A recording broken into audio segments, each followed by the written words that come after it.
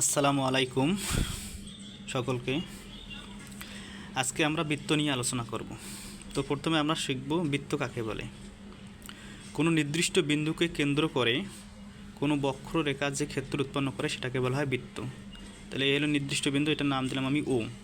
তাহলে এই বিন্দুটাকে কেন্দ্র করে কোনো বক্ররেখা যে কোন ক্ষেত্রফল উৎপন্ন করবে সেটাকে বলা হয় বৃত্ত। আর বৃত্তর কতগুলো বিষয় আছে সেইগুলো আমরা এখন শিখব ধারাবাহিকভাবে।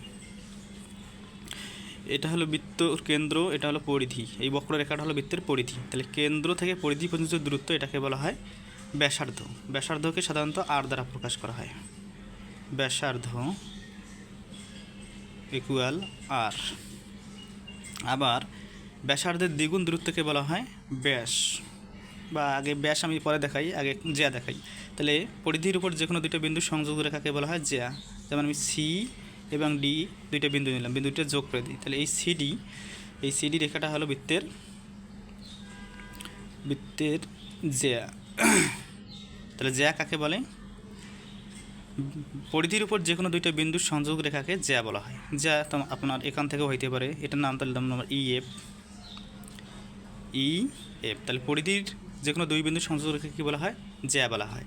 আর এই যে বক্ররেখাটাকে এটাকে বলা হয় পরিধি।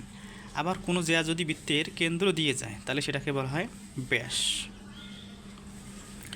তাহলে বৃত্তের কেন্দ্রগামী জ্যাকে কী বলা হয়?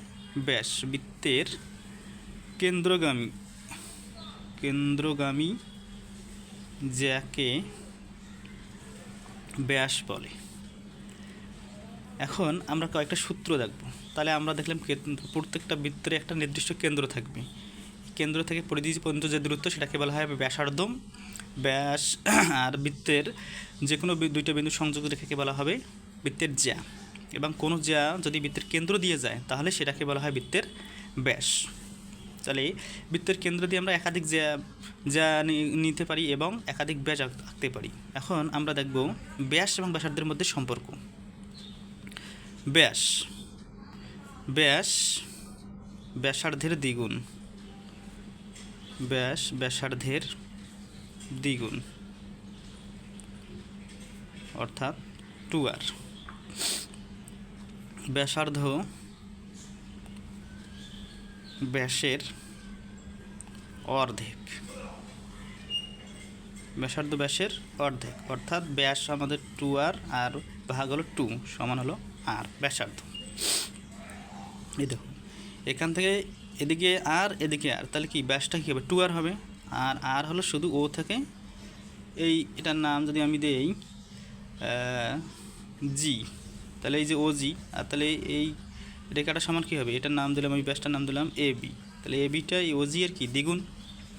এরপরে এখন আমরা পাইলাম ব্যাস পাইছি, ব্যাসার্ধ পাইছি। তাহলে বৃত্তের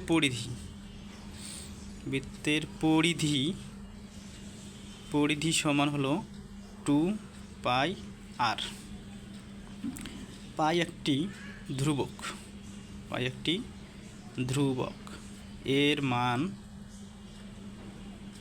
3.1416। ঠিক আছে। এরপর হলো বৃত্তের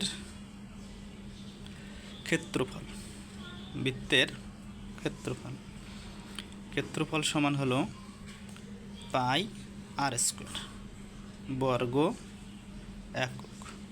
ঠিক আছে। তাহলে আজকে আমরা কী শিখলাম আমি আরেকটু রিভিউ করি। আমরা শিখলাম কোনো বিন্দুকে কেন্দ্র করে কোনো বক্ররেখা যে ক্ষেত্র উৎপন্ন করে সেটাকে বলা হয় বৃত্ত। বৃত্তের কেন্দ্র থেকে পরিধি, এই বক্ররেখাটাকে বলা হয় বৃত্তের পরিধি। এই কেন্দ্র থেকে পরিধি পর্যন্ত দূরত্ব এটাকে বলা হয় ব্যাসার্ধ। আর বৃত্তের উপর যে কোনো দুটো বিন্দুর সংযোজক রেখাকে বলা হয় জ্যা। কোনো জ্যা যদি বৃত্তের কেন্দ্র দিয়ে যায় সেটাকে বলা হয় ব্যাস। এই ব্যাসটাও বৃত্তের একটা জ্যা, কিন্তু যেহেতু এই কেন্দ্র দিয়ে অতিক্রম করেছে এজন্য এটাকে বলা হয় ব্যাস। আর একটা বৃত্তের ব্যাস বৃত্তটাকে সমান দুই ভাগে ভাগ করা হয়। তাহলে এই একটা অংশ আর এদিকে একটা অংশ। ঠিক আছে। এখন আমরা কতগুলো শুধু দেখবো। তাহলে ব্যাস এবং ব্যাসার্ধের মধ্যে সম্পর্ক কি? ব্যাস হলো ব্যাসার্ধের দ্বিগুণ অর্থাৎ 2r। ব্যাসার্ধ যদি r হয় তাহলে ব্যাস হবে 2r, এবং ব্যাসার্ধ ব্যাসের অর্ধেক, তাহলে ব্যাস হলো 2r, তাহলে ভাগ 2 সমান r। বৃত্তের পরিধি সমান হলো, এই যে পরিধি হলো এই অংশটা, এই অংশটা হলো বৃত্তের পরিধি। তাহলে বৃত্তের পরিধি সমান হলো 2πr। পাই একটি ধ্রুবক, এর মান 3.14 1/4 বৃত্তের ক্ষেত্রফল সমান হচ্ছে পাই আর স্কোয়ার বর্গ একক। তাহলে এই হলো আমাদের বৃত্ত সম্পর্কে খুঁটিনাটি বিষয় বন্ধুরা। আশা করি আপনারা উপকৃত হবেন। সবাইকে ধন্যবাদ। আসসালামু আলাইকুম।